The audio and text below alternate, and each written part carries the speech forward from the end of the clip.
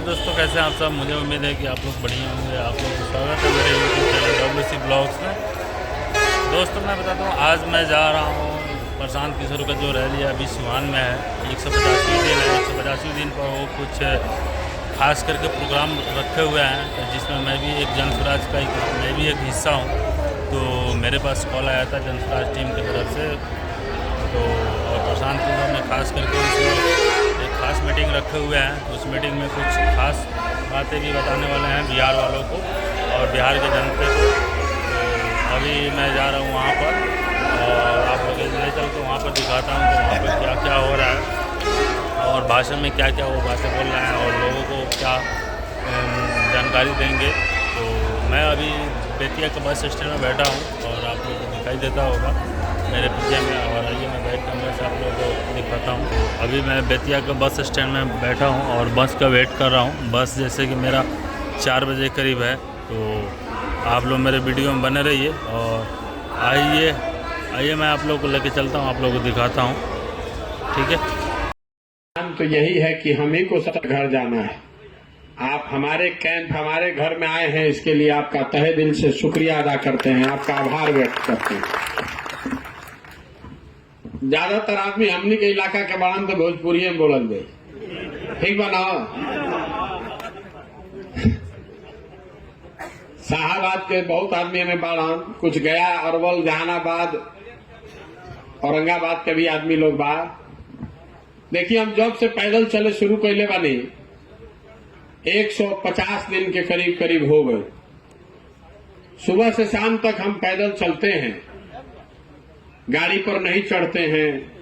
ईमानदारी और शुद्धता से ये प्रयास कर रहे हैं कि हर जगह पैदल चल के जाएं, लोगों से मिलें, समझें कि आखिर बिहार की ये दुर्दशा क्यों है। वो तो काम चल ही रहा है। जिस परिचय से आप लोग हमको जानते हैं, चुनाव लड़ना लड़ाना, उस काम को हमने छोड़ दिया है। हम किसी का चुनाव नहीं लड़ा रहे। अभिराम शर्मा जी का भी चुनाव नहीं लड़ा रहे। लेकिन हम जब पैदल चल रहे हैं तो हर गांव में ज्यादातर जगह हम लोग स्कूल में ही रुकते हैं, क्योंकि स्कूल के पास ही उस तरह का ग्राउंड है या वित्त रहित जो विद्यालय महाविद्यालय चल रहे हैं, कागज पर ही चल रहे हैं लेकिन चल तो रहे हैं। उनके पास वो जमीन है जहां ये 2 एकड़ 3 एकड़ में ये व्यवस्था बनाई जा सके। तो करीब करीब सब गांव के शिक्षक लोग जब हम जाते हैं वहां तो मिलते हैं और उनकी शिकायत वही है जो आप उसके भुक्तभोगी हैं कि भैया नियोजित शिक्षक की हालत बहुत खराब बा। हमने के कोई सुने वाला नहीं थे। तो हमने आप कई बार शिक्षकों को बहुत कड़े शब्दों में भी कहा कि भाई हम आपकी मदद क्यों करें, हम आपका मदद करें क्यों, आप तो स्वयं की मदद नहीं कर रहे हैं। तो कई जगह पर शिक्षकों को बुरा भी लगा होगा कि हमारे पास भाई हम दल बनाए नहीं है, हम आपका आंदोलन लड़ने नहीं आए, हम तो अपना काम कर रहे हैं, हम आपका आंदोलन अपने सर पर क्यों ले लें। लेकिन हर दूसरे तीसरे चौथे 5वें दिन कोई न कोई शिक्षक समूह मिलता है और उसकी अपेक्षा इतनी ही होती है कि भैया रुआ आवाज अपन रुआ आवाज लगाएं, आप बोलिएगा तो बात हो जाएगा। हम आपको बता रहे हैं हमारे बोलने से आपका काम नहीं होगा। हम आपको झूठ नहीं बोलना चाहते। आपको 2015 में हमने देखा है, हम उस समय प्रचार कर रहे थे नीतीश कुमार का, तो शिक्षक संगठनों ने भाजपा और भाजपा के नेतृत्व के कहने पर उस समय पूरी ताकत से भाजपा की मदद की। आप जिसका मदद किए वो चुनाव हार गया। तो जो मान लीजिए हम नीतीश कुमार हैं तो हम तो यही समझेंगे कि इन लोग का वैल्यू क्या है, तो बात कोशिश कैलन जा तबो ना हारा पैलन जा। लेकिन आपका दुर्भाग्य देखिए या भाजपा का दुर्भाग्य देखिए कि 2 बरस के बाद वही सुशील मोदी उप मुख्यमंत्री बन गए और उनके पास 5 बरस का समय था कि जो वादा उन्होंने आपसे किया था उसको वो पूरा कर सके। आपका कोई वादा उन्होंने पूरा नहीं किया। लेकिन शिक्षकों की दुर्दशा देखिए, जब सुशील मोदी नहीं माने तो आप तेजस्वी यादव का अपने पैर पकड़ लिया या पूछ पकड़ ली। जिस तेजस्वी यादव ने पहले आपका 15 में, तेजस्वी यादव, लालू यादव भी उस महागठबंधन में थे, हम लोग आपका मांग नहीं माने थे उस समय, लेकिन आप इतने व्याकुल हैं कि तेजस्वी यादव का भी पोंछ पकड़कर आप समझे कि यही हमारा सुधार देगा। तो इस बार आप लोग जिसको वोट दिए वो आदमी फिर चुनाव हार गया। तो इसकी पहली बात तो ये आपकी ये दिखाता है कि जो आप दम भरते हैं कि हमने के 4 लाख आदमी बानी जा, इस दम को थोड़ा कम कीजिए। आप किसी को चुनाव हरा जिता नहीं सकते।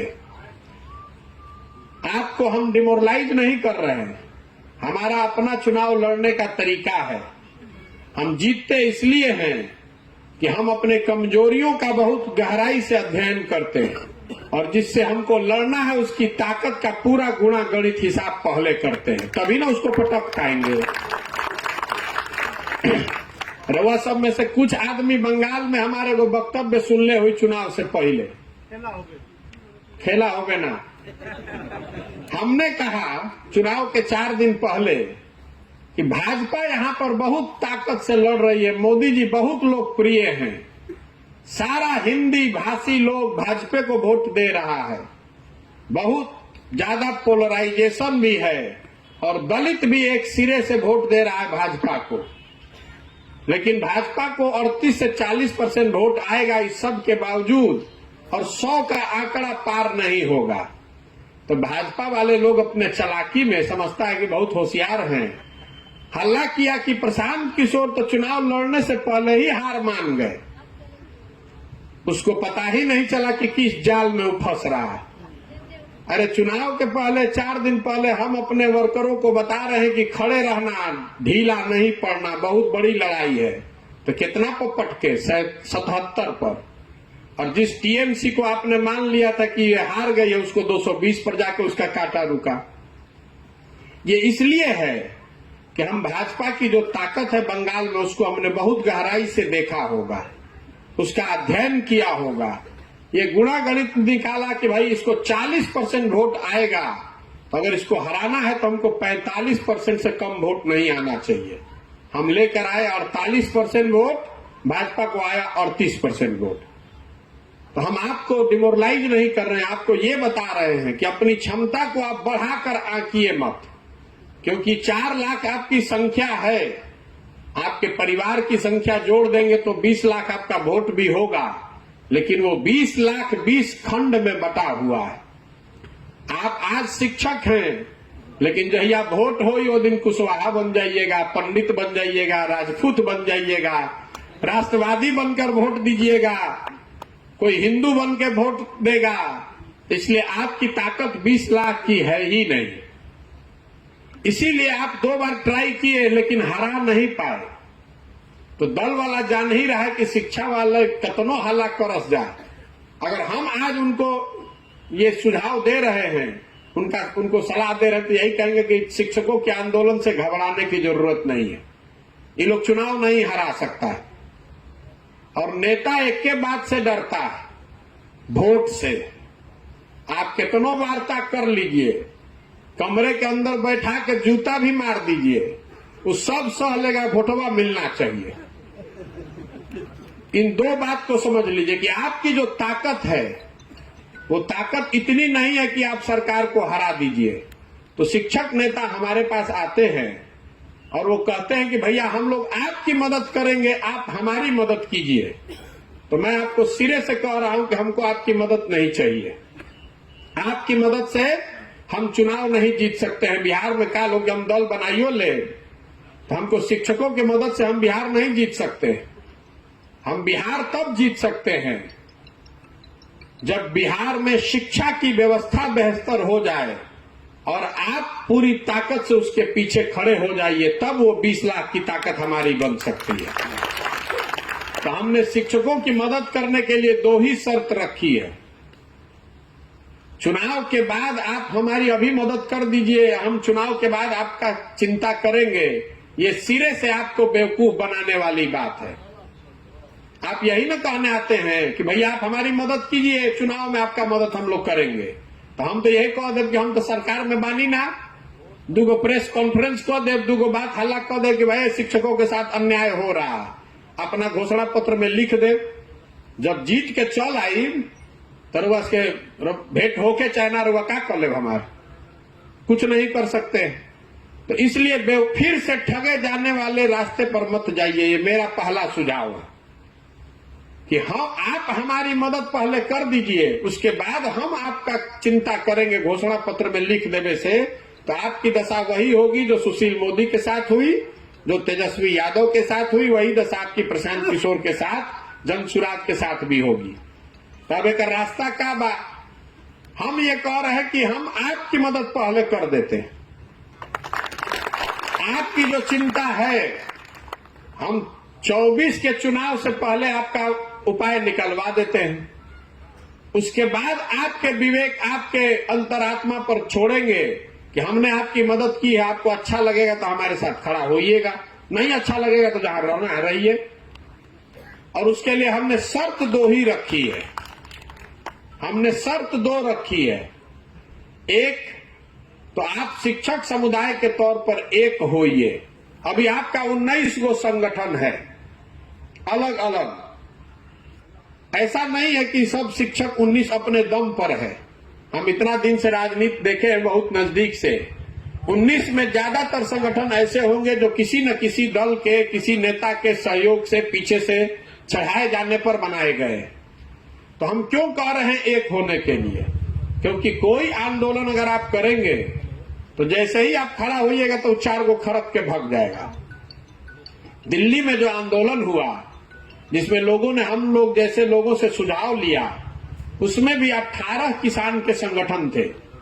तो हम लोगों का योगदान इतना ही है कि उनको बताया कि भाई आप अलग अलग लड़ने के बजाय बैनर अलग अलग रखिए, लेकिन एक संघर्ष समिति बनाइए, एक झंडे के नीचे आइए। उन्होंने फ्रंट भी अलग अलग बनाया। दिल्ली में 7 गो रास्ता घुसे के बाद ओकरा के घेरे के बात भइल तो कहीं उग्राहा जी ने घेरा, कहीं राज्यपाल की संगठन ने घेरा, अलग अलग किसान संगठनों ने जिम्मेवारी ली, लेकिन लड़े सब एक बैनर के तहत। तो हमने शर्त एक ही रखी है कि आप 19 संगठनों को या तो एक संगठन बनाइए या एक संघर्ष समिति बनाइए। और दूसरी बात, आंदोलन किस मुद्दे पर होगा वो हम डिसाइड करेंगे, आप नहीं कीजिएगा। आपको अपने वेतनमान से न मतलब है, आपको गैर शैक्षणिक कार्य से हटने से मतलब है, आपको इससे मतलब है कि आपका सर्विस कंडीशन सुधर जाए। वो जिम्मा हम पर छोड़िए, लेकिन आंदोलन कैसे होगा उसको वो हम डिजाइन करते हैं। आपको शरीर से ये खड़ा होना है कि आप 4 लाख लोग एक साथ हैं, तो आप लोग ये तय कर लीजिए और वो 19 संगठनों को एक साथ बैठा दीजिए और हमको 9 महीने का समय दे दीजिए। लोकसभा से पहले सचिता जी ने कहा दिसंबर। हमारा अपना प्रयास है कि अगले 2 महीने में अगर आप लोग सब एक हो जाए, दल से, जाति से, विचार